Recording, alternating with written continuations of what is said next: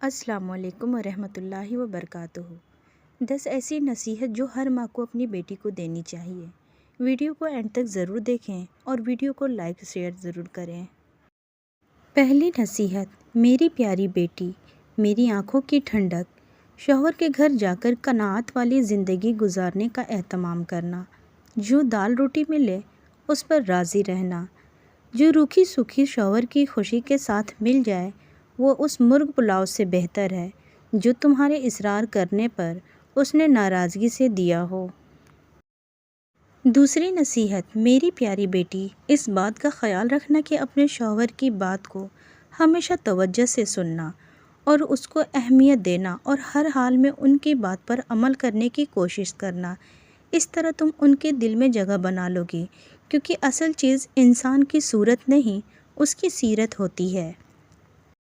تیسری نصیحت، میری پیاری بیٹی، اپنی زینت و جمال کا ایسا خیال رکھنا کہ جب وہ تجھے نگاہ بھر کے دیکھے تو اپنے انتخاب پر خوش ہو، اور سادگی کے ساتھ جتنی بھی استطاعت ہو خوشبو کا اہتمام ضرور کرنا، اور یاد رکھنا کہ تیرے بے ڈھنگے پہناوے اور بناؤ سنگار سے اسے نفرت و کراہٹ نہ دلائے۔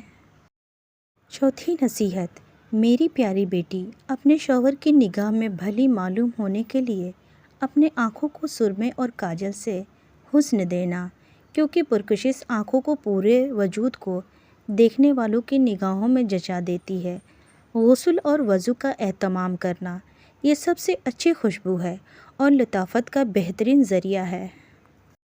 پانچویں نصیحت، میری پیاری بیٹی، ان کا کھانا وقت سے پہلے ہی اہتمام سے تیار رکھنا، کیونکہ دیر تک برداشت کی جانے والی بھوک بھڑکتے ہوئے شعلے کی مانند ہوتی ہے، اور ان کے آرام کرنے اور نیند پوری کرنے کے اوقات میں سکون کا ماحول بنانا، کیونکہ نیند ادھوری رہ جائے تو طبیعت میں غصہ اور چڑچڑاپن پیدا ہو جاتا ہے۔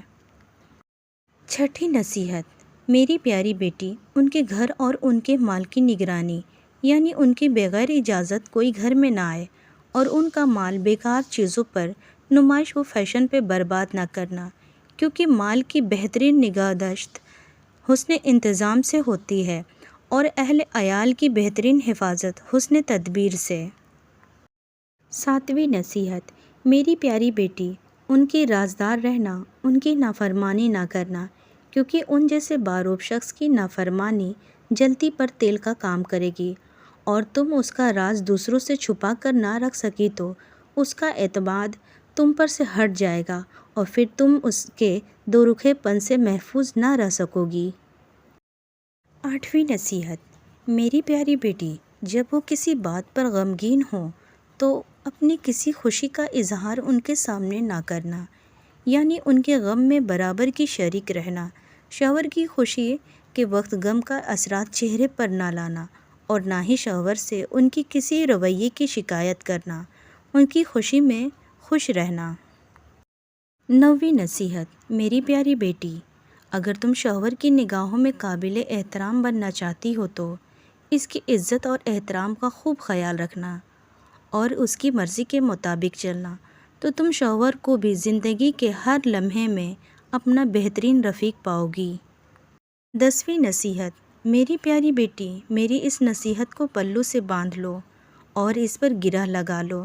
جب تک تم ان کی خوشی اور مرضی کی خاطر کئی بار اپنا دل نہیں مارو گی اور ان کی بات اوپر رکھنے کے لیے خواہ تمہیں پسند ہو یا ناپسند ہو، زندگی کے کئی مرحلوں میں اپنے دل میں اٹھنے والی خواہشوں کو دفن نہیں کرو گی، اس وقت تک زندگی میں بھی خوشیوں کے پھول نہیں کھلیں گے۔ اے میری پیاری اور لاڈلی بیٹی، ان نصیحتوں کے ساتھ میں تمہیں اللہ کے حوالے کرتی ہوں۔ اللہ تعالیٰ زندگی کے تمام مرحلوں میں تمہارے لیے خیر مقدر فرمائے اور ہر برائی سے تم کو بچائے، آمین۔